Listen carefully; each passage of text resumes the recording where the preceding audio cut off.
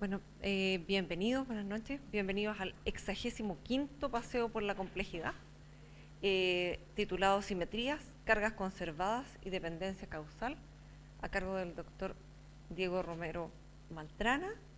Diego obtuvo su licenciatura en Física en la Pontificia Universidad Católica de Chile y luego su doctorado en Física Teórica en la misma universidad, y luego se fue a hacer un magíster en Filosofía de la Física a la Universidad de Oxford, en el Reino Unido, y tiene numerosas publicaciones. Ha recibido becas como la beca doctoral CONICET y la beca Ellen de estadía de investigación en el CERN en Suiza. Actualmente se desempeña como profesor asociado de la Pontificia Universidad Católica del Paraíso y como investigador asociado en el IFIC. Así que los dejo con el doctor Romero.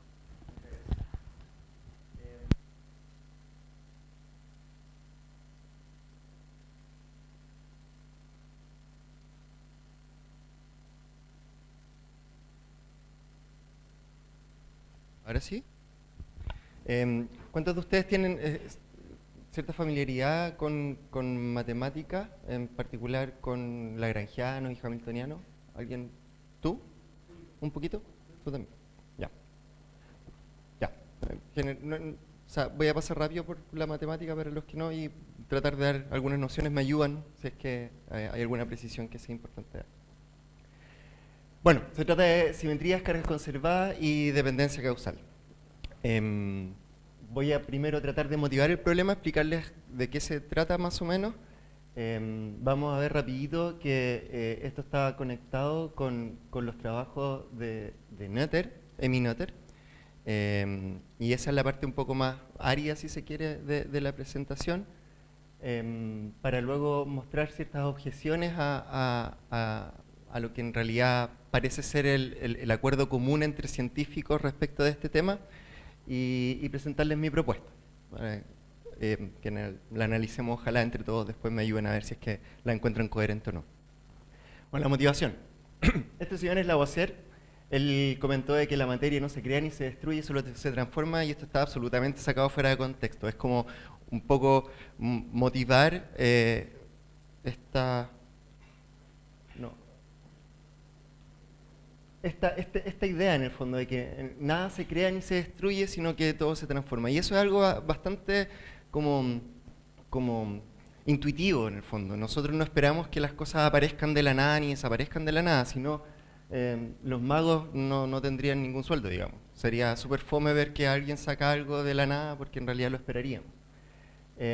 Estas cosas que en el fondo son bastante intuitivas y son triviales, dejan de ser triviales cuando ya no son objetos, cuando no es un conejo el que sale, sino que son cantidades como la energía o el momento. Entonces, ustedes conocen esto se llama la cuna de Newton, y quería mostrarles un videíto.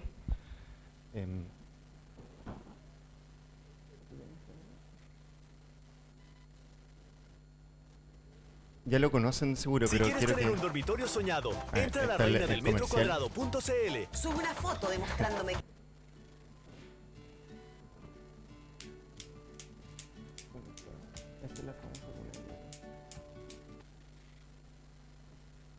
Déjenme partir de nuevo. Es súper simple, pero de todas formas quería como llamar su atención respecto a ciertas cosas. Si uno toma una bolita y la tira, sale una bolita en el otro extremo. Si ahora uno viene y toma dos bolitas, salen dos por el otro extremo. Y así de nuevo, si uno en vez de tomar dos y toma tres y deja solo dos al otro extremo, en vez de salir dos salen tres. Ya, eso nomás quería mostrarles. Eso quería mostrarles, pero... A ver, déjenme sacar esto acá.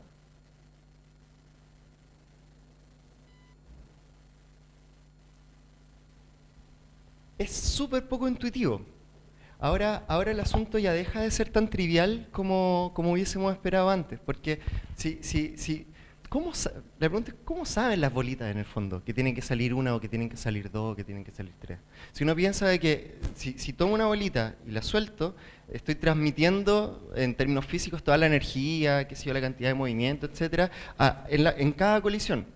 Cuando tiro una, esa bolita golpea a la siguiente, esa a la siguiente y así sucesivamente, y la última agarra todo el vuelo y sale disparada. Cuando tomo dos, en el fondo estoy tomando más energía, ¿verdad? Pero esa energía se transmite a través de las colisiones de una a una. Entonces, ¿cómo sabe el sistema que tienen que salir dos? Y que no tiene que salir una, pero con más alto todavía. Si yo puedo hacer conservación de energía y darle toda esa energía de las dos bolitas a la última y que salga aún más arriba. ¿Por qué no ocurre eso? En realidad, la respuesta es bastante simple. Esperen, déjenme tratar de arreglar esto. No sé cómo arreglar esto. Ahí sí, vale. Es bastante simple si uno considera conservación de energía y conservación de momentum. Si uno considera las dos cosas a la vez, entonces la única solución posible es que salgan dos cuando primero levanto dos, o que salgan tres cuando después levanto tres. El momentum es la cantidad de movimiento, en términos clásicos, es la masa por la velocidad del cuerpo. Y si tomo la cantidad de momentum inicial, o sea, la masa por la velocidad de la primera pelotita, eso se tiene que conservarse al final y tiene que aparecer la misma cantidad. Y la forma de repartirlo por cómo está construido esto, como todas las pelotitas aquí, en este caso tienen la misma masa, etcétera, la única configuración posible es que si levanto dos, salgan dos. Entonces, si considero cuestiones de conservación, ya se hace transparente el que agarre tres y salgan tres y así sucesivamente. Otro ejemplo es este de aquí. En realidad, esto es una mesa en donde tengo un cuerpo. Esta mesa no tiene ningún roce y aquí hay una cuerda que está colgando a una masa. Si yo le doy cierta velocidad a esta masa de aquí, esto va a empezar a girar y a dar círculo y se va a mantener así sucesivamente. Si yo tiro un poquito la cuerda y disminuyo el radio de giro, esta masa va a empezar a girar más rápido. Porque se conserva momento angular. Es como lo mismo que ustedes tienen que haber visto cuando estos patinadores de hielo empiezan a girar, abren los brazos y giran como lento y empiezan a hacer así y giran más rápido. Bueno, lo que pasa es que se está conservando el momento angular. Y si uno lo piensa en términos de conservación, de nuevo es súper transparente y súper obvio. No puede irse el momentum para cualquier lado. Pero en términos, o sea, si uno no toma en consideración el momento angular, es raro. Nadie está empujando al tipo para que se mueva más rápido.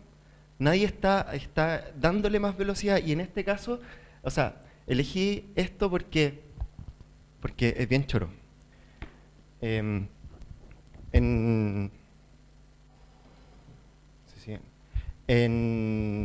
física hay una cosa que se llama trabajo. Y el trabajo es igual a la suma o la integral de la fuerza por el desplazamiento.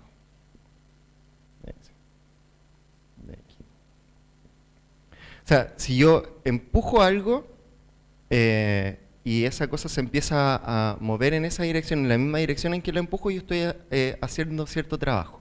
La teoría de energía-trabajo me dice que el trabajo hecho es igual a la diferencia de energía cinética. O sea, si yo efectivamente hago trabajo, va a cambiar la velocidad de los cuerpos. La gracia con este ejemplo de aquí es que tengo el móvil, esto está girando en círculo, digamos. La velocidad de esta cosa cuando se está moviendo hacia allá va en esa dirección. Y la fuerza, si yo tiro esta cosita y disminuyo el radio de giro para que esta cosa, el cuerpo vaya un poco más rápido, la fuerza es radial. Hago una fuerza en esta dirección. Y como estas dos cosas son perpendiculares, esto no genera trabajo. No estoy haciendo trabajo cuando tiro la cuerdita, y sin embargo sí hay una diferencia de energía cinética. Si anda más rápido esta cosa, el módulo de la velocidad es mayor. ¿Y de dónde sale de nuevo? Es conservación de energía, o sea, conservación de momentum, lo que nos asegura en el fondo de que cuando cierro los brazos empieza a girar más rápido, etc. Esto es un poco más transparente si lo veo en coordenadas en en coordenadas polares se ve que hay una componente cuando tiro el cordelito, pero da lo mismo. La cosa es que esta, la energía y el momentum se conserva y eso nos da un montón de luces para entender un montón de fenómenos que ocurren en la naturaleza. Y la pregunta es ¿por qué? O sea, ¿cómo saben, de nuevo, cómo sabe la bolita última que tiene que salir una y no tienen que salir dos? ¿Cómo hacen los cálculos? ¿De dónde salen estos principios de conservación dentro de la naturaleza? Y bueno, un montón de eminentes científicos ya sabían de que había cierta conexión entre cantidades conservadas, como la conservación de energía, la conservación de momentum, etcétera, con cierta simetría. Simetría dentro de las descripciones matemáticas que ellos ocupaban para describir estos fenómenos. Y quiero tratar de mostrarles de que esa intuición, esos resultados están muy arraigados dentro de la comunidad científica. Así que agarré puros Nobel para mostrarles los que piensan. Esta en particular una frase de Landau y Lifshitz. Landau es premio Nobel en 1962 por su trabajo en materia condensada y hielo líquido. Dice, existen algunas cantidades cuya constancia en el tiempo tienen un profundo significado, derivan de la homogeneidad y isotropía fundamental del espacio-tiempo. Este señor es Wigner, premio Nobel en el 1963, y dice que algo así como las leyes de conservación clásica de la mecánica se originan en la simetría del espacio-tiempo.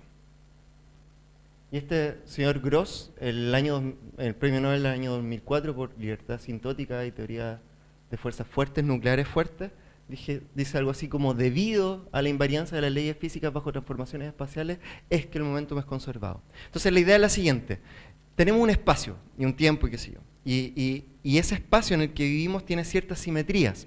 Debido a que tenemos ciertas simetrías, es que el momentum se conserva y la energía se conserva y hay ciertas cantidades conservadas. Entonces, ¿a qué me refiero con simetría? Si yo tengo un círculo, que es una figura súper simétrica, y lo roto, se ve igual. Entonces, el círculo es simétrico ante rotaciones. Cuando hablamos de simetrías del espacio-tiempo y pensamos en cantidades conservadas como el momentum angular o la energía está usualmente asociada a simetrías temporales. Y eso quiere decir, por ejemplo, que si yo hago un experimento ahora o lo hago mañana y tengo las mismas condiciones, los resultados van a ser los mismos. Da lo mismo si me traslado en el tiempo y lo hago, qué sé yo, en 2 meses más o lo hago ahora. Los resultados son iguales, la física es la misma. Y son esa simetría dentro del tiempo lo que de alguna u otra forma asegura de que exista conservación de energía. Y lo mismo, si tomo la mesa del laboratorio y la roto y hago el experimento, el resultado va a ser el mismo. A menos que obviamente esté tratando de medir cosas con el campo magnético de la Tierra, en donde obviamente va a cambiar, pero si no se trata de eso, mi experimento es simétrico ante rotaciones y eso asegura de que el momentum angular, esta cosa, la cantidad de movimiento cuando hay giro, se conserve. Y todos estos premios Nobel están de acuerdo con que en realidad es esa la razón fundamental y estamos contentos, podemos sentarnos a descansar, sabemos por qué la energía se conserva, sabemos por qué el momento angular, lineal, etcétera, se conserva. Todas estas cosas, de alguna u otra forma, se sabían desde el tiempo de estos caballeros de Lagrange, Hamilton, Jacobi, Poincaré, etcétera, pero fue formalizado en 1918 por Emmy Noether, que es un tremendo personaje. Primero porque es una de las... en física matemática es tremendamente importante y es raro ver a científicas de esa época haciendo contribuciones tan potentes, siendo tan reconocidas, etc. Y segundo porque en realidad ella sentó las bases formales para que esa idea de que las cantidades conservadas de alguna u otra forma tienen relación con simetrías del espacio-tiempo real, tuvieran como un espaldarazo ya formal, técnico, en fin. Voy a seguir con los premios Nobel. Este es Lederman, que ganó el premio Nobel en 1988 por método de haz de neutrinos. Dice que la conservación de momentum en verdad se deriva de la tercera ley de Newton. Pero ¿de dónde sale la tercera ley?, se pregunta Lederman. El teorema de Noether es más profundo, implica que el momentum total es conservado porque las interacciones están determinadas por leyes que no dependen de dónde el sistema esté ubicado en el espacio. Entonces, Lederman reconoce en Noether, en el teorema de Noether y sus contribuciones, la explicación última de las cosas. Son las simetrías, efectivamente, y Noether lo demostró. Sí, no se ganó el premio Nobel, pero tiene un libro en mecánica cuántica de campos que es súper influyente. Y también dice, la conservación de energía y momentum ha sido conocida por siglos. Bajo la luz de EM y Noether es provechoso preguntar qué simetría es responsable. Y Bas van Fraassen, tampoco un premio Nobel, pero es un filósofo de la ciencia muy importante. Él dijo, esta materia, esto de las cantidades conservadas emergentes de simetría, fue definitivamente caracterizado por EM y Noether, quien probó el teorema que conocemos bajo el logo para cada simetría, una cantidad conservada. Todo esto para decirles que estamos como súper tranquilos. EM y Noether parece que nos dio la razón última de las cosas. Efectivamente las cosas se conservan porque hay simetría en el espacio y en el tiempo. Y el objetivo de esta charla es tratar de demostrarles de que en verdad todos estos tipos están equivocados. Súper arrogantes. De que todos los premios Nobel y todo eso, en realidad, a lo mejor hay razones para pensar que a lo mejor la cosa va por otro lado. Vamos a ver si me la compran. Y vamos a ver por qué. En principio, si es que es verdad que las simetrías son la fuente de cantidades conservadas, entonces yo esperaría que siempre que hay invariancia temporal, entonces se conserve la energía. Que siempre que roto las cosas y mi sistema es invariante ante rotaciones, entonces tenga momento angular y que la invarianza ante desplazamientos espaciales me dé momentum lineal. O sea, si hago el experimento en esta mesa, o corro la mesa y hago el experimento y me da igual, entonces aseguro que el momentum lineal se conserva. Bueno, si fuese efectivamente así, si son esas las características del espacio-tiempo que dan cuenta de las cantidades conservadas, yo esperaría que esta relación fuera 1 a 1, digamos. Y aquí les voy a presentar el teorema de Noether. Hay un poco de matemática, que no se asusten. Uno parte de una densidad lagrangiana. El lagrangiano es una función que depende de estos campos, las derivadas de estos campos, o sea, cómo cambian de acuerdo a sus coordenadas y las coordenadas del espacio, qué sé yo. Y esto genera una acción. El principio de Hamilton dice que la física, toda la física está encerrada dentro de esta funcioncita de acá. Todo lo que puedo saber de cualquier sistema físico está encerrado dentro de esta funcioncita. Y el principio de Hamilton me dice que, principio variacional, si yo me muevo, cambio estas funciones o estos campos, pero dejo los extremos fijos, que es donde yo en el fondo voy a medir, las funciones que extremizan, o sea que un máximo o un mínimo dentro de estos campos, me entregan efectivamente la dinámica del sistema. O sea, la física se encierra en las funciones que son capaces de hacer que estos tenga un máximo o un mínimo, por decirlo así, moviendo un poco las manos. El objetivo de Noether era entonces hacer un cambio, una variación, ese delta implica variación de la acción, cambiando los campos, sus derivadas y las coordenadas, lo resta, lo compara con la situación en donde no las cambia, y lo que va a exigir es que estas cosas sean cero, o sea que estas dos cosas sean iguales, salvo un término que le llama un término de borde, que tiene que ver con las condiciones de borde del sistema. Un tecnicismo da lo mismo. Pero los cambios que hizo Noether es un problema de cálculo variacional, o sea, tomó las coordenadas y las corrió un poquito, tomó los campos y los cambió un poquitito respecto de lo que se espera sea su solución. Y haciendo esto y tratando de forzar que le diera, que la resta entre estas dos cosas fuera igual a cero salvo un término de borde, encontró lo que llaman la condición de Noether. Esta es la condición de Noether. Esto son las variaciones de este lagrangiano respecto de los campos. Estos son el mismo lagrangiano, esta función que les decía que tiene encerrada toda la física, multiplicada por los cambios en las coordenadas más una constante. Y este lado de acá, este lado de acá, esa son las ecuaciones de Euler-Lagrange. Esto encierra toda la dinámica de mis cuerpos. Esto en verdad tiene la física. Si esto de aquí se hace igual a 0, entonces obtengo las ecuaciones de Newton y toda la dinámica de mis cuerpos. Esto acá se llama liderazgo, da lo mismo.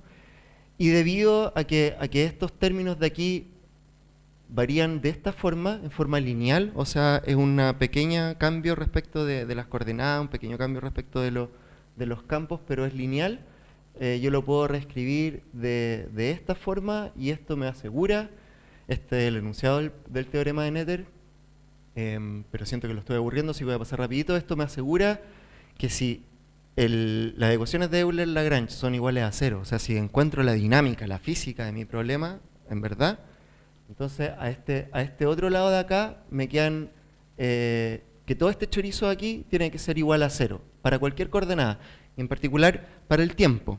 Si algo, esto de aquí implica, estas D son derivadas, son cambios.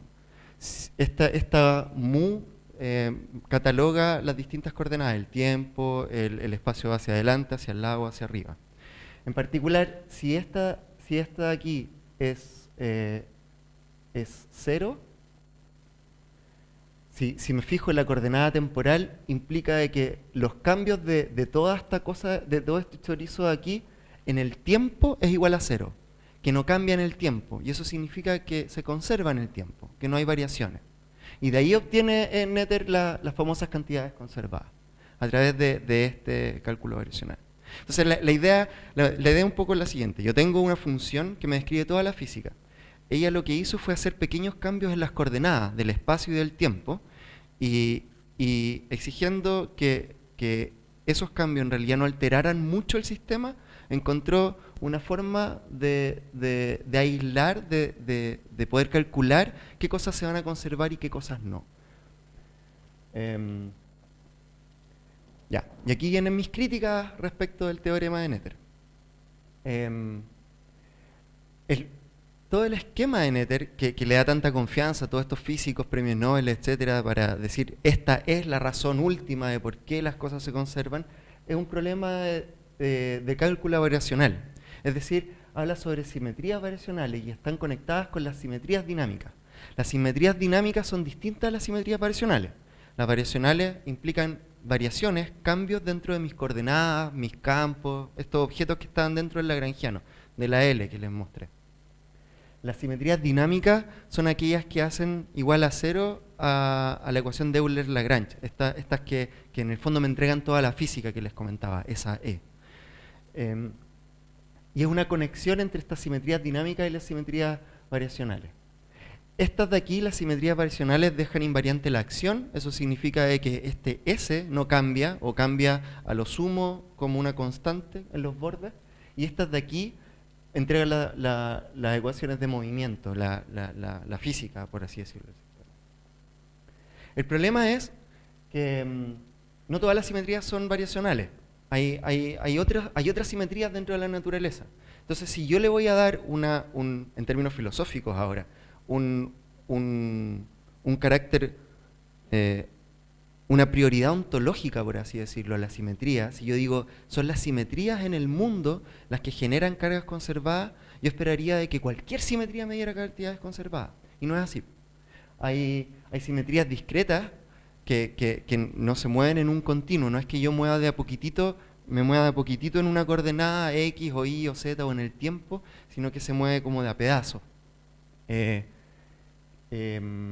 O cualquier otra simetría variacional en el fondo, si es que las simetrías dan pie a cantidades conservadas, entonces el teorema de Noether no puede ayudarnos a descubrir qué cantidades conservadas son. Puede ser todavía, puede ser de que hayan simetrías que están fuera del esquema de Noether que efectivamente generen cantidades conservadas, pero el teorema de Noether no puede decirnos nada al respecto. De hecho, existen cantidades conservadas, o sea, la existencia de estas cantidades conservadas no está garantizada por el teorema de Noether si es que las simetrías no son variacionales. Y de hecho, hay las simetrías especulares, mirror symmetry, que si yo veo una cosa o la veo reflejada en el espejo, esa es una simetría en la naturaleza para ciertos fenómenos. Efectivamente, esta simetría no tiene ninguna carga conservada. Entonces, hay simetrías que existen en la naturaleza y que no conocemos ninguna cantidad conservada asociada a ella. ¿Sí? ¿Perdón? Pac-Man, el que se come las bolitas, ¿ya? Ya, que es cíclico, ¿sí?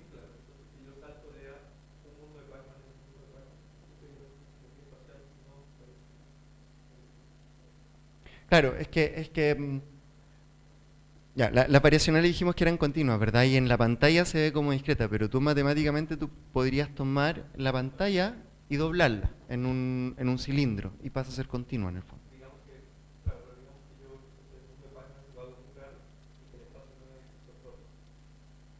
Si no es isotrópico, ¿ya?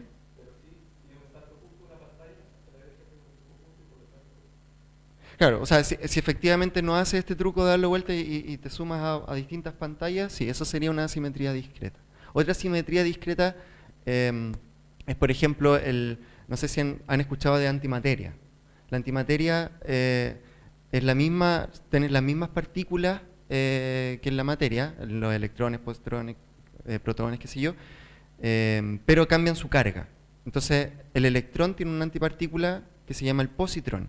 Tiene la misma masa, la misma cantidad de carga, pero carga positiva. Ese cambio es discreto. No hay un continuo que te haga pasar desde el electrón al positrón. Y salvo eso, son iguales, hay simetrías iguales.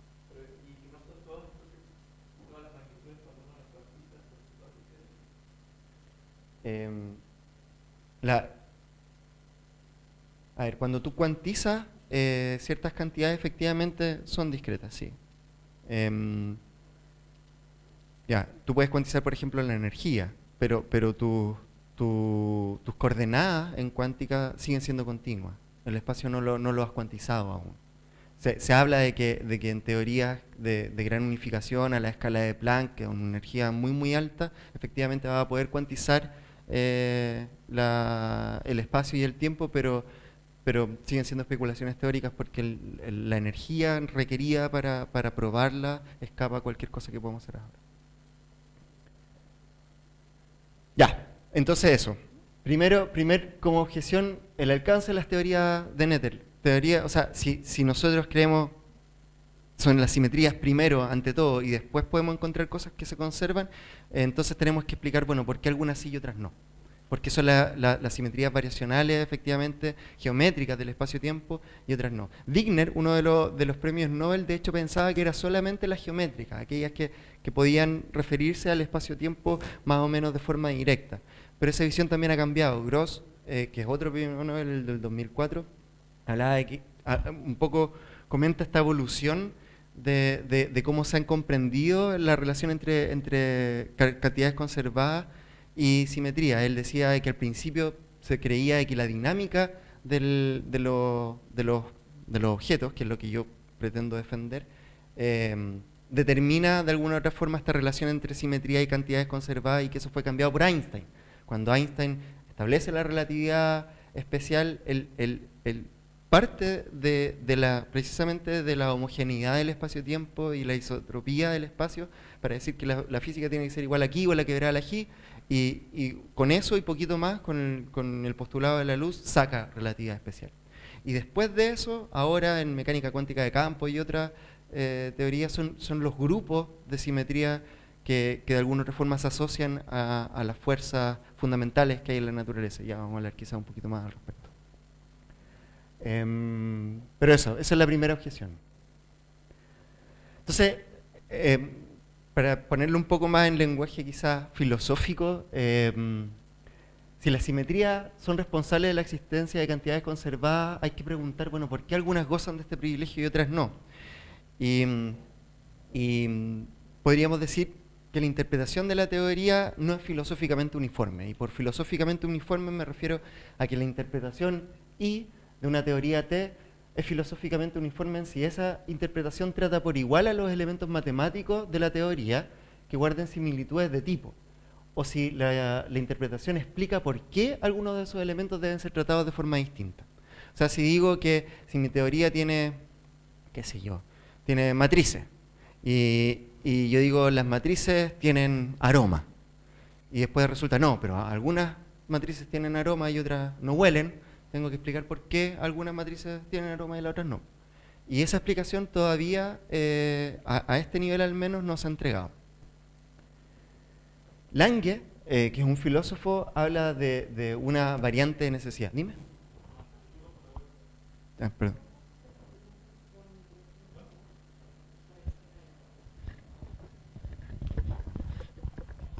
Disculpa por el regreso al tema anterior, pero mi base de física no es muy amplia, entonces quería entender bien cuáles las distinciones de simetrías que estabas haciendo acá, porque se supone que son... El problema es que hay más de un tipo de simetría en donde no se sujeta, o sea, no se trata igualmente, y ese es el problema, que no se tratan de la misma manera, pero no me quedó claro cuáles son estos tipos distintos de simetría. Gracias. Sí, en realidad yo debería haber partido quizás por ahí. Se habla de simetría de varias formas, en verdad. Y estoy tratando de jugar con intuiciones más bien comunes para hablar de simetría. Las simetrías, en este caso, son algo es simétrico si bajo ciertos cambios la cosa queda igual. Eso es súper general. Como te decía, este círculo aquí, un círculo es súper simétrico, o una esfera súper simétrica. Si yo roto la esfera, la cosa se ve igual. Y como mantiene sus propiedades, entonces decimos que es invariante ante ese cambio. Imagínate una flor muy simétrica. Si tú de nuevo la rotas en cierta forma, vas a ver la misma flor. Y no te vas a percatar de que en realidad hubo un cambio. Ya. Ahora expande eso a otro tipo de cosas, ya no a rotaciones, pero como te decía, si hago un experimento ahora o lo hago mañana, o lo hago hace un mes, o qué sé yo. Y el resultado queda igual. Hay algo que yo cambié y el resultado, en el fondo, la física, el cómo se mueven los cuerpos, cómo interaccionan, etcétera, se mantiene igual. Y eso establece ciertas simetrías ahora dentro de este formalismo. Hay simetrías dentro de este objeto de aquí, el cómo se describe, y eso va a ser importante también para mi objeción, la descripción de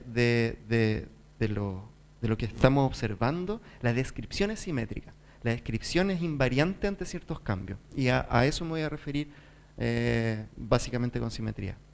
Entonces, hay ciertos cambios como cambiar todo lo de derecha a izquierda, que ya no es de a poquitito, digamos, es una simetría discreta. Eso tiene que ver con esta simetría del espejo. Cambiar todo lo de la derecha a la izquierda, eso también es una simetría en ciertos aspectos, y esta no tiene una cantidad conservada, por ejemplo. Si yo roto. Con respecto a simetría especular, me preguntó por un ejemplo más concreto. Claro, un ejemplo concreto físico de donde no ocurra esta conservación, o sea, donde sea discreto este caso. Que sea discreta. Yo no sé si has jugado alguna vez con espejo, de ponerte un espejo acá y tú te ves completo, digamos. Tú eres simétrico ante esta simetría que es discreta. Estás cambiando todo lo de la derecha a la izquierda, no de forma continua, sino discreta. También en física, ¿tú eres físico? CPT, por ejemplo, son tres simetrías que son discretas y no son continuas. P es paridad, es cambiar la dirección en el fondo de movimiento. C es conjugación de carga, es cambiar todas las partículas que tienen carga positiva a carga negativa, y también y T es por la simetría temporal, es hacer correr el tiempo en una dirección o en otra. Esas son discretas, no son continuas, y esas tres efectivamente sí se conservan. Y hay efectivamente cantidades conservadas asociadas a esas cantidades discretas. El número bariónico o el número leptónico, la cantidad de partículas de cierto tipo que hay en la naturaleza y de otro. Esa cantidad, el número de partículas de un tipo o de otro se conservan y están asociadas a esta simetría CPT. Pero claro, no existe un teorema de Noether asociado a simetrías discretas. Hay solo el teorema de Noether funciona para simetrías continuas. Y eso es una de las trabas de mi propuesta, en verdad. Ahí a lo mejor me puede ayudar después.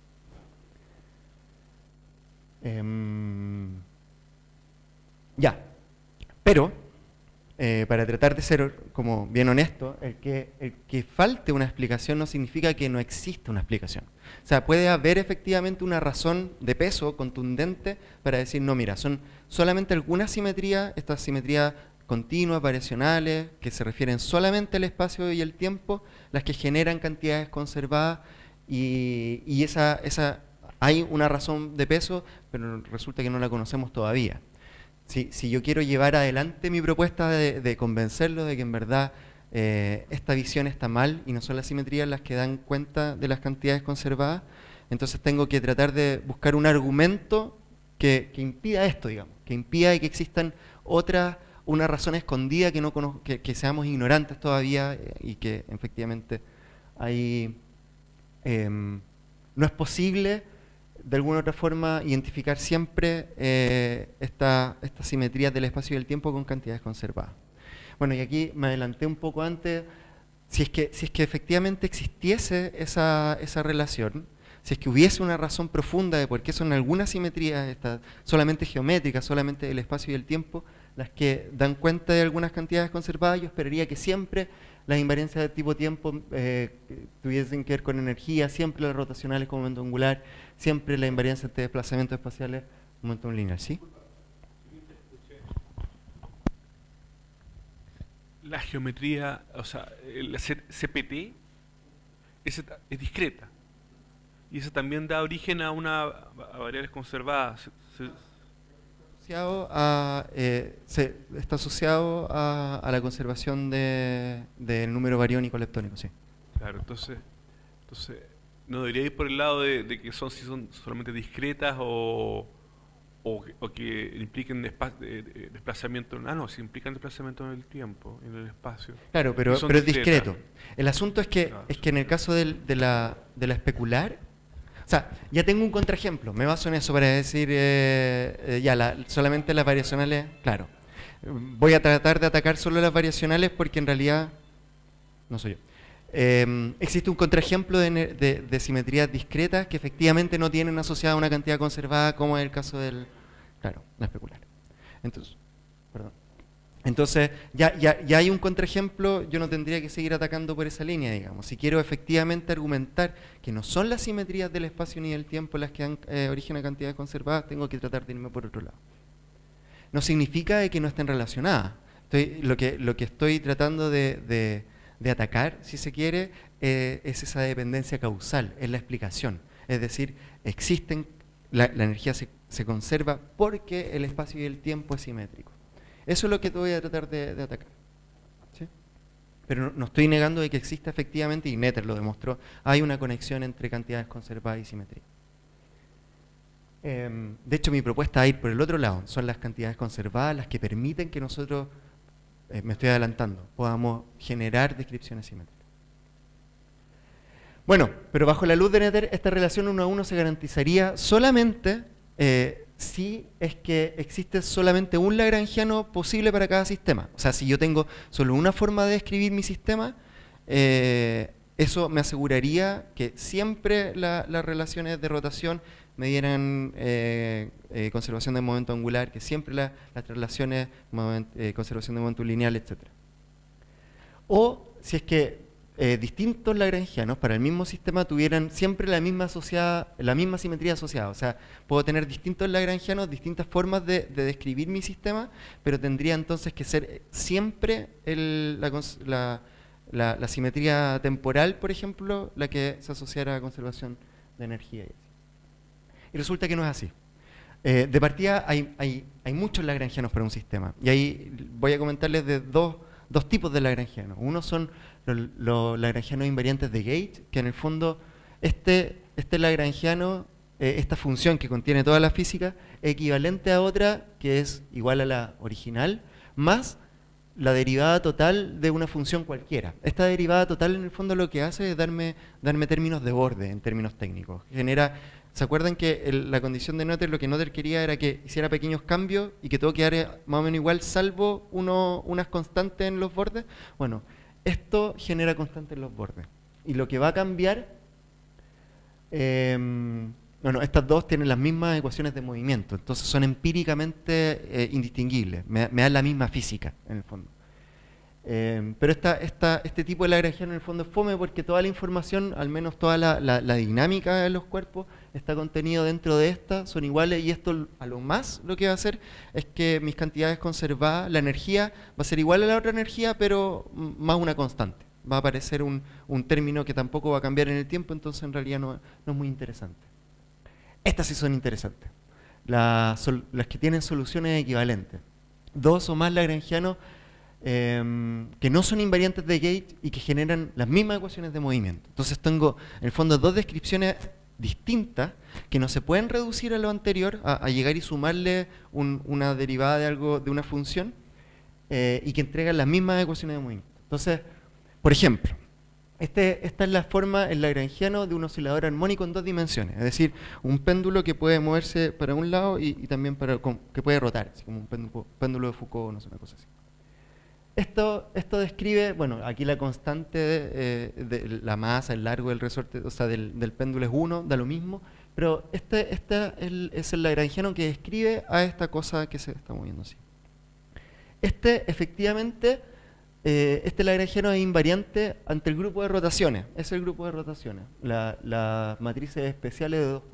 Entonces, si yo pesco estas coordenadas y sus velocidades y las roto, me da las mismas ecuaciones de movimiento, queda todo igual. Y eso me asegura entonces, de acuerdo al esquema anterior, de que se conserva el momento angular, esta cuestión de las rotaciones. La gracia es que este lagrangiano de aquí es equivalente al anterior, me entregan las mismas ecuaciones de movimiento, me entregan las mismas oscilaciones, etc. Pero este de aquí no es invariante de rotaciones, ante el grupo de rotaciones. Entonces ya no puedo decir que son siempre las rotaciones las que generan la conservación de momento angular. Pero esto describe algo físico. Y en física, efectivamente, el momento angular se conserva. Entonces tiene que haber otra simetría que genere, a través del mismo mecanismo de Noether, qué sé yo, la conservación de momento angular. Y se llaman squeeze transformation. Lo que hacen son transformaciones que agrandan una coordenada o la achican. Entonces, si yo agrando exponencialmente la coordenada x, por ejemplo, y achico exponencialmente la coordenada y, la solución de esto, o sea, si transformo si en vez de estos q pongo esto de aquí, las ecuaciones de movimiento son exactamente igual, obtengo la misma física, y esta, la carga en éter, hago todo el tratamiento anterior de cambiar un poquito este parámetro t, lo pongo un poquitito, etcétera, voy a obtener, puedo calcular qué es la cosa que se conserva, y lo que se conserva con esta transformación es el momento angular. Entonces la conservación, esto me entrega conservación de momento angular. Entonces tengo, ¿sí?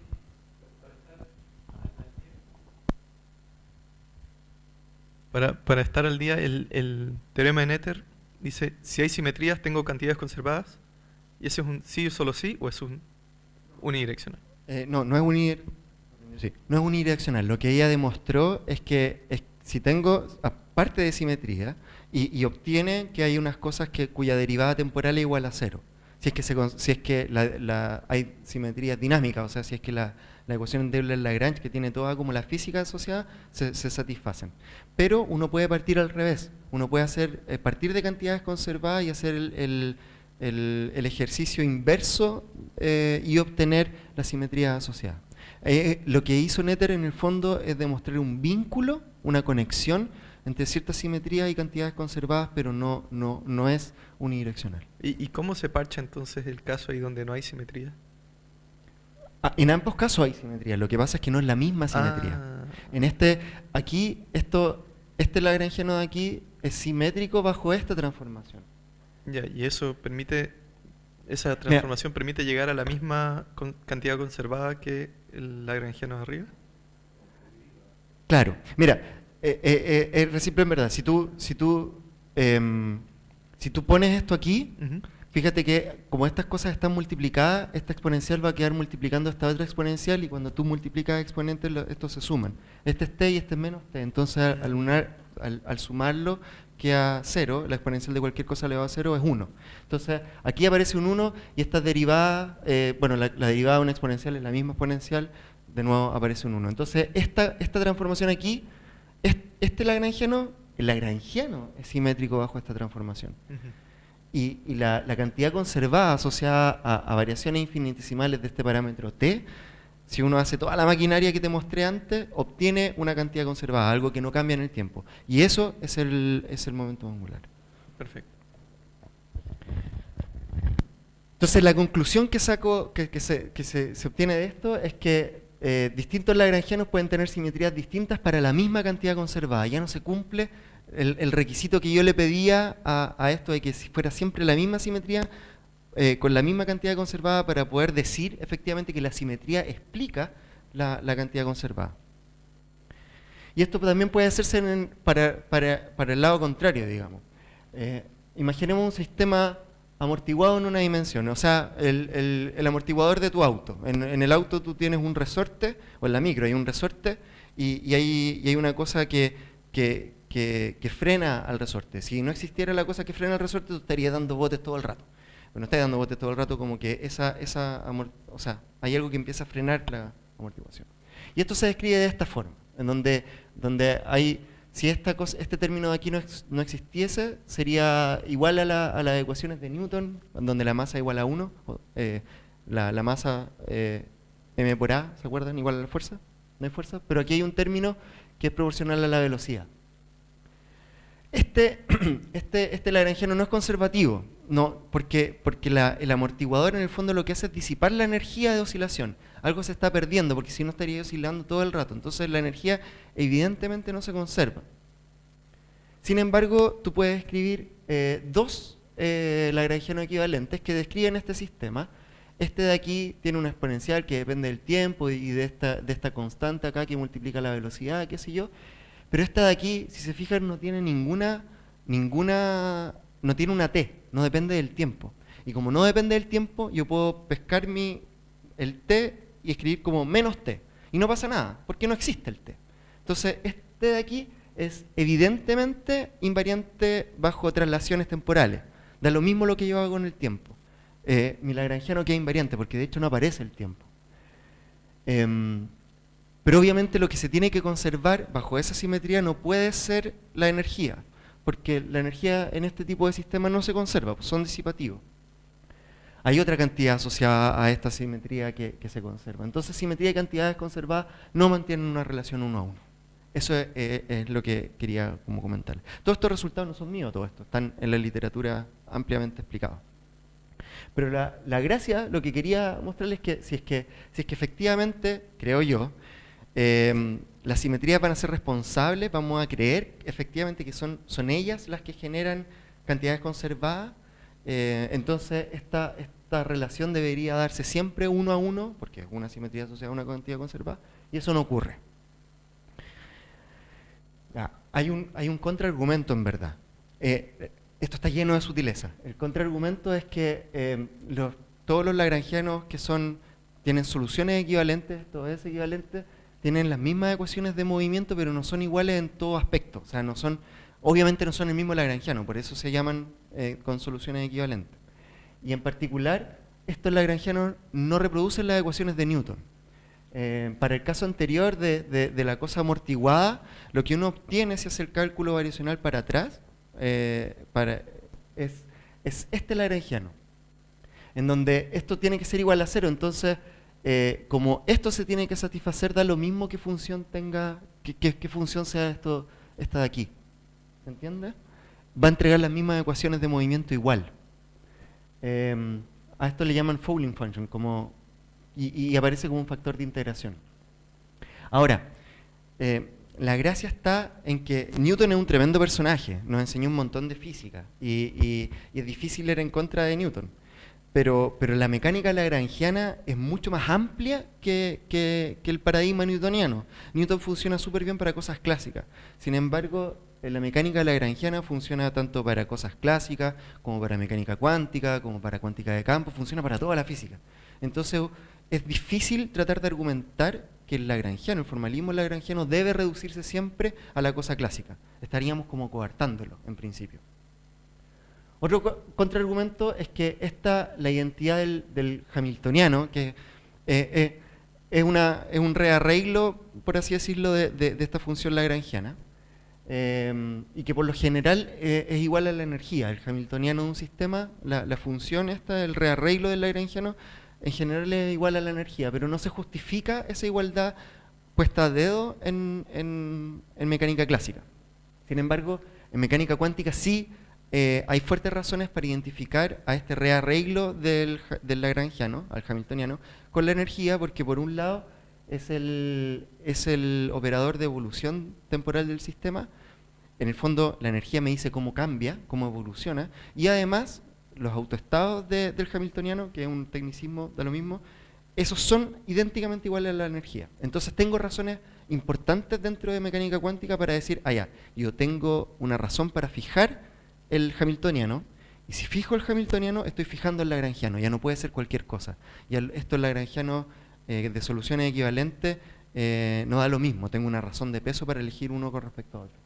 El problema es que existen lagrangianos con soluciones equivalentes que efectivamente tienen el mismo hamiltoniano, pero son distintos en otros ámbitos.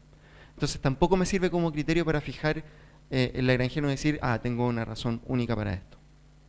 Y la otra solución es decir, no, el lagrangiano tiene que escribirse siempre de la forma clásica, que es la energía cinética menos el potencial. El hamiltoniano es la energía cinética más el potencial. Si lo escribo siempre así, entonces doy por sentado que siempre las evoluciones temporales o sea, las traslaciones temporales van a estar asociadas a conservación de energía, siempre las rotaciones van a estar asociadas a conservación de momento angular y todo va a ser magnífico. El problema de esto es que es súper restrictivo. O sea, si yo me fijo con esto, ya no puedo, por ejemplo, estudiar sistemas amortiguados con mecánica lagrangiana. Y de nuevo vuelvo al mismo problema anterior. O sea, yo no tengo por qué en principio restringir la forma del lagrangiano. La gracia es difícil. Yo sé que de repente es demasiado técnico y no quiero aburrirles, pero es difícil como expresarle lo potente que es la mecánica lagrangiana dentro de la física.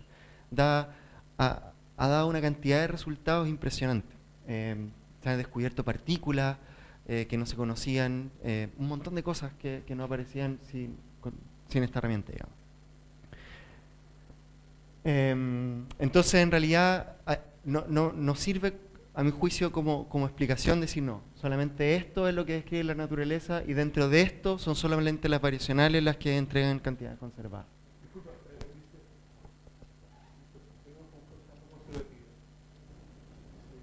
Claro, esto deja fuera descripciones de fenómenos con fuerzas no conservativas, o sea, de que la energía no se conserve. Claro, pero justamente ese no sería el punto principal. Si tenemos fuerzas, ¿estos solo funcionan para fuerzas conservativas? Porque funciona solo con fuerzas conservativas, deja afuera aquellas que no son conservativas. Claro, porque lo que disipa en definitiva no se conserva la energía. Claro, claro. Y en sistemas con disipación yo no puedo ocupar esto para construir mi lagrangiano, no me sirve. Claro, pero pues, no será por eso efectivamente la restricción solamente es para sistemas que efectivamente trabajan fuerzas conservativas. Claro. Bueno, ese es un argumento. ¿No se puede extrapolar a lo no conservativo? Claro, claro. Porque el sistema ahí tienes que ampliarlo. Claro. O sea, si tú conservas algo, para que se conserve toda la energía, tienes que incluir para dónde se va la otra parte. Exacto. Al final, claro, es un argumento en verdad súper de peso, porque todas las fuerzas fundamentales, las 4 fuerzas fundamentales son todas conservativas. Entonces, en realidad, cualquier sistema, la complejidad de tu sistema hace que no sea conservativo porque empieza a disipar a otro lado. Pero si tú conservaras, o sea, tomar ahí el lagrangiano de absolutamente todo el universo, claro, tendría que ser conservativo. Es cierto, pero insisto, la física no solo se preocupa de cuestiones fundamentales, el formalismo lagrangiano como formalismo es súper raro. Tú lo que estás haciendo con el lagrangiano es maximizar un espacio de funciones, independiente de la dinámica. Y el espacio de funciones, aquellas que maximizan tu acción, que de nuevo es un aparataje matemático, te entregan las ecuaciones de movimiento. Entonces, en principio, tú no tendrías por qué restringir ninguna forma del lagrangiano, porque estás generando un espacio de funciones. Esta es una forma de construirlo, pero no es la única. Y el argumento un poco va en esa, de tratar de explicar, claro, por qué debiera ser siempre esa. Pero el formalismo lagrangiano es más amplio que eso. Se ocupan en aspectos que van más allá de escribirlo como la resta entre la energía cinética y el potencial. Entonces, el argumento que quiero empujar va más o menos en esta línea. Si las simetrías variacionales implican estructuras matemáticas... las simetrías variacionales en el fondo están ligados, eso quiero decir, están ligados a la estructura matemática con lo que nosotros describimos algo físico. La idea es súper simple. La cosa es una visión realista de los objetos físicos, pero antirrealista de la matemática, por así decirlo. Es una herramienta. A mi juicio, y es una postura, de nuevo, filosófica, es una herramienta que nos ayuda a describir sistemas. Entonces, evidentemente, si yo cambio la descripción de mi sistema, las simetrías van a cambiar, porque las simetrías son simetrías de la descripción, no son simetrías del fenómeno. Entonces, en realidad no puede ser que las simetrías de mi descripción, que en el fondo están sujetas a cómo yo quiero describir el asunto, tengan alguna consecuencia en el mundo físico. Por otro lado, las cantidades conservadas son hechos empíricos. Yo puedo medir la energía y ver que se conserva. Yo puedo medir la cantidad de movimiento y ver que se conserva. Es independiente de cualquier descripción. Los hechos físicos no pueden depender en el fondo de elecciones arbitrarias de su descripción y por tanto las simetrías variacionales no pueden considerarse como fuente o causa de las cantidades observadas que se conservan. Ese es un poco el argumento y eso nos deja un poco de nuevo en pelota, digamos, de por qué la energía se conserva, por qué la pelotita sabe para dónde irse y qué sé yo. Y bueno, la propuesta es que las cantidades conservadas de alguna u otra forma fijan o me entregan la posibilidad de que yo pueda describir mi fenómeno en términos simétricos. Y eso me lo asegura al menos el teorema de Noether con simetrías variacionales, con pequeños cambios que sean continuos. Entonces esta es la propuesta. La existencia de cantidades conservadas en el mundo físico hace posible que sus descripciones incluyan simetría. Y esto, a mi juicio, tiene varias ventajas respecto de la visión anterior. O sea, la visión anterior es simetrías existen, están en el mundo y gracias a ellas se conservan las cosas. Esta visión es la opuesta. Hay cosas que se conservan en la naturaleza. La dinámica de las cosas, de alguna otra forma, fija o hace posible que nosotros podamos describir en nuestras herramientas matemáticas, podamos usar ciertas simetrías para describirlas. Y esto, entonces, no es ciego el vínculo que hay entre ambas. El teorema de Noether, todo lo que prueba el teorema de Noether también se puede aplicar para esta visión, porque como gracias a la pregunta que había antes, puede ir en ambas direcciones. Por otro lado, y esto es lo que pretendo probar, tiene sus dificultades, pero en fin, hay que trabajar sobre ello, es filosóficamente uniforme, porque por un lado, el teorema de Noether solo funciona si el principio de Hamilton funciona. O sea, ¿se acuerdan esa E que había en las ecuaciones que yo les decía que tenía toda la física concentrada ahí? Si es que eso es igual a cero, entonces yo puedo encontrar cantidades conservadas. Pero que eso sea igual a cero significa de que la dinámica de mi sistema funciona, digamos. De que mi sistema, de que lo que yo haya descrito, como lo haya descrito, efectivamente me entrega las ecuaciones de movimiento correctas. Entonces, dado que solo funciona si es que el principio de Hamilton funciona, está subyugada, o eso es lo que pretendo apuntar, está subyugada a la dinámica del sistema, a la física, a los objetos, digamos. Por otro lado, ya, este otro argumento que tratan de emplear, hay en teoría cuántica de campo, no sé si saben, pero hay 4 fuerzas fundamentales en física. Está el electromagnetismo, la gravedad, las fuerzas nucleares débiles y las fuerzas nucleares fuertes. La gravedad se deja fuera, pero las otras 3 están súper bien descritas, increíblemente bien descritas por algo que se llama el modelo estándar de la física de partículas. Ese modelo estándar de la física de partículas está escrito en un lenguaje lagrangiano. Y el hecho de que la carga se conserve, de que la carga eléctrica se conserve, si yo tomo... Todos nosotros aquí estamos neutros cargados eléctricamente. Si yo agarro un globo y lo froto con mi cabeza, lo puedo dejar pegado en la muralla, porque le pasé ciertas cargas. Algunas cargas de mi cabeza se fueron al globo y eso hace que se pueda quedar. Pero la suma total es siempre cero. O sea, la carga siempre se conserva. Y el que la carga se conserve está asociado a este grupo de simetrías aquí, U1. Esta de acá tiene que ver, ambas en verdad, tienen que ver con las fuerzas nucleares débiles. Esta se conserva el isospin y esta de aquí, SU3, tiene que ver con las cargas nucleares fuertes. Se conserva el color, la carga de color en la interacción nucleares fuertes. Bueno, y de nuevo dicen, porque existen estas simetrías, tengo cantidades conservadas. La pregunta es, bueno, ¿por qué?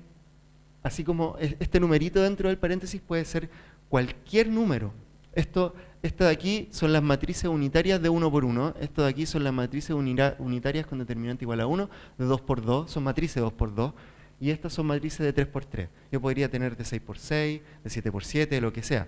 Y si es verdad que las simetrías generan cargas conservadas, entonces por cada una de esos grupos de simetría yo tendría una fuerza nueva en la naturaleza. Perdón. Y no las vemos. Tenemos solamente hasta ahora 4 fuerzas fundamentales en la naturaleza. Es al revés. Dado que yo conozco, esa es mi postura, dado que yo conozco que existen simetrías, dado que conozco que existen ciertas fuerzas en la naturaleza, sé que hay cargas que se conservan, sé que la carga eléctrica es la responsable de la fuerza electromagnética, qué sé yo, y como sé que se conserva, entonces espero que haya un grupo de simetría asociado a ello, y no espero que haya 20. Estas simetrías son simetrías de gauge, no son exactamente simetrías variacionales del tipo de Lagrange, o sea, de Noether, pero hay trabajos de estos caballeros que de alguna u otra forma muestran que el segundo teorema de Noether que no vimos aquí, que está asociado a simetrías locales, estas son, tiene conexión con esto, digamos. O sea, uno en realidad podría demostrar que estos grupos efectivamente generan, hay una conexión uno a uno con cargas conservadas. Y por otro lado, hay otras cantidades que se conservan, y aquí lo que hablábamos, está el número bariónico, el número leptónico, y hay condiciones llamadas de Sakharov que efectivamente las vinculan con simetrías que no son continuas, que son discretas. Entonces, lo que me queda, o sea, el trabajo que queda no es menor, es tratar de ver, a mí no se me ocurre en este minuto más simetrías fundamentales en la naturaleza o no fundamentales. La idea es decir, ya mira, por cada una tratar de identificarla, ver que por cada simetría efectivamente se puede describir o puedo encontrar alguna forma simétrica de describirlo y eso independiente de que sean continuos o no continuos. El problema, de nuevo, es que no existe un teorema de Noether para cantidades discretas. Y creo que matemáticamente, yo no soy físico matemático, pero creo que matemáticamente es bien peludo el asunto porque en el fondo las discretas son un caso especial de las continuas, en fin. Ahí si tú trabajas más o menos en el área quizás me podría ayudar. Y si no, bueno, te aviso cuando encuentre algo. Pero eso. Entonces, en realidad, y la otra ventaja que a mi juicio tiene esta postura es que no impone restricciones sobre el lagrangiano. Da lo mismo el lagrangiano que sea. Cada vez que yo tenga una cantidad conservada, yo sé que puedo generar una simetría en mi descripción en lagrangiano. En fin. Y las conclusiones, bueno, no voy a repetir, son un poco las mismas. Las simetrías no generan cargas conservadas. La propuesta es precisamente lo contrario, que las cantidades conservadas en el mundo físico hacen posible describir las cosas de forma simétrica. Y eso, en términos filosóficos, creo tiene una tremenda importancia porque es súper deflacionario. O sea, ya no es que exista este espacio-tiempo simétrico y que permita, gracias a eso, que nosotros podamos medir energía conservada o no. Es debido a que las cosas interactúan de cierta forma y solo de cierta forma que nosotros podemos de alguna u otra forma encontrar representaciones que son simétricas. Cambia la ontología un poco, no es que el espacio y el tiempo como tenga estas características, son los objetos y sus relaciones las que nos permiten identificar o poder describir el espacio y el tiempo de cierta forma. Eso, es filosóficamente uniforme y posee argumentos formales idénticos a la visión contraria. Y en fin, eso es todo. Muchas gracias.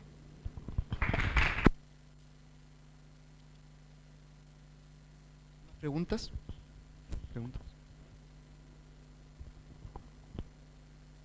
No, muchísimas gracias entonces. Agradezcamos una vez más.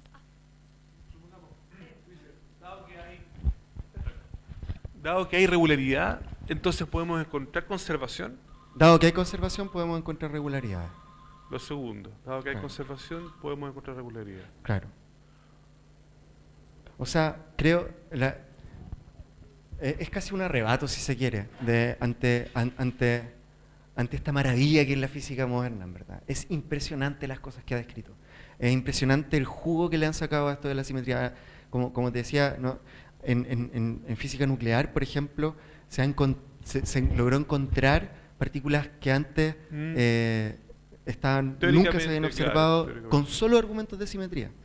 Y eso le ha dado una confianza súper alta a todos los premios Nobel que te comenté antes, de decir de que en realidad la razón última de encontrar estas cosas es precisamente que existen esas simetrías.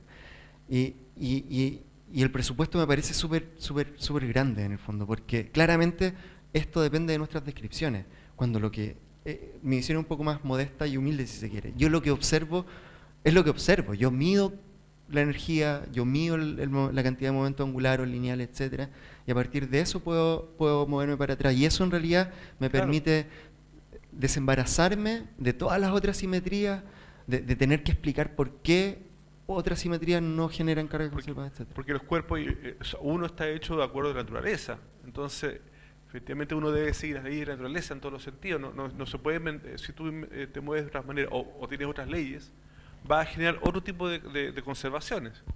El cuerpo está hecho y la conciencia está hecho del mismo material del otro. Claro, el argumento que Entonces se esgrime... eso fija una relación que va de acá para allá. Exacto.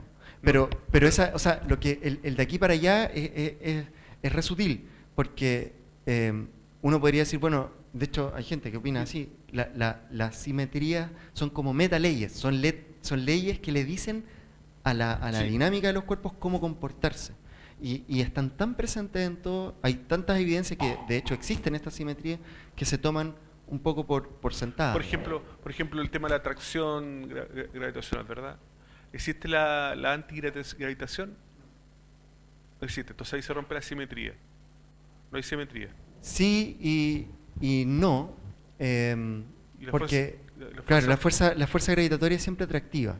Ahora, bueno, en realidad está asociada a la naturaleza de las cargas.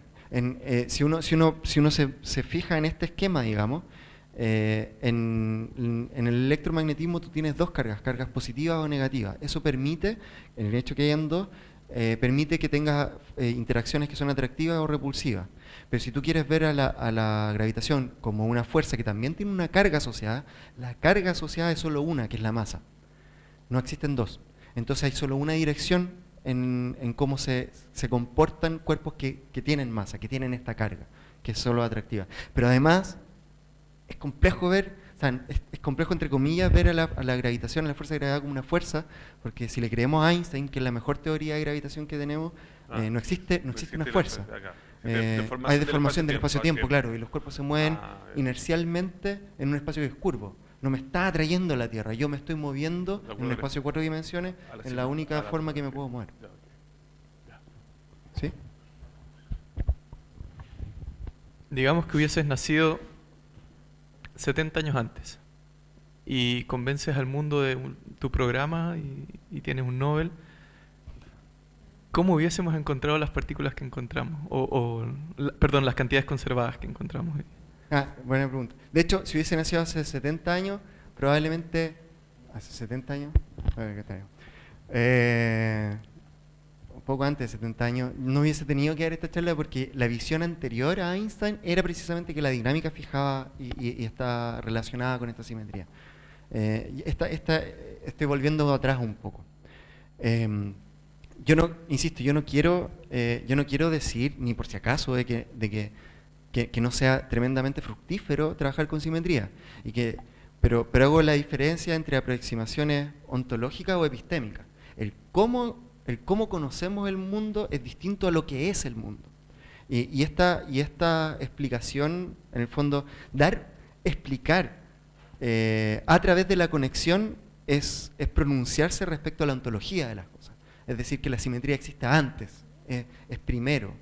Tiene una prioridad ontológica por sobre las cantidades conservadas. No quiero decir por ningún motivo, de hecho Noether lo demostró, hay una relación entre cantidades conservadas y alguna simetría. De ahí a decir que son las simetrías las que dan pie o generan las cantidades conservadas, es lo que yo estoy tratando de discutir. ¿Sí?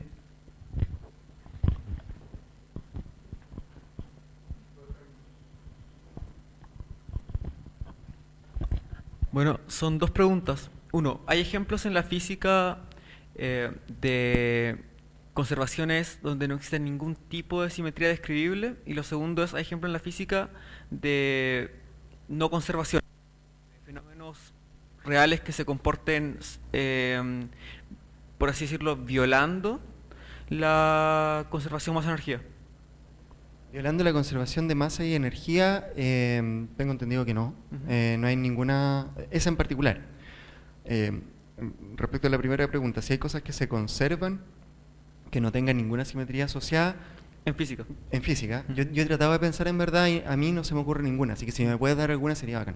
Porque yo no, tratando de pensar en estas cosas, que además no son tantas, es la conservación de carga, la conservación de energía, momentum, qué sé yo, como las más típicas, digamos. Y después cuando uno se va a teoría cuántica de campo, etcétera, están estas otras simetrías CPT, conservación de número bariónico, etcétera, bla, bla, bla, que también tienen una simetría asociada que en este caso ya no es continua, es discreta. Entonces me cuesta en realidad ver alguna ley de conservación fundamental, a menos efectivamente que el caso del amortiguador, que se esté disipando energía, pero ahí la energía no es conservada debido al tipo de interacciones en tu sistema.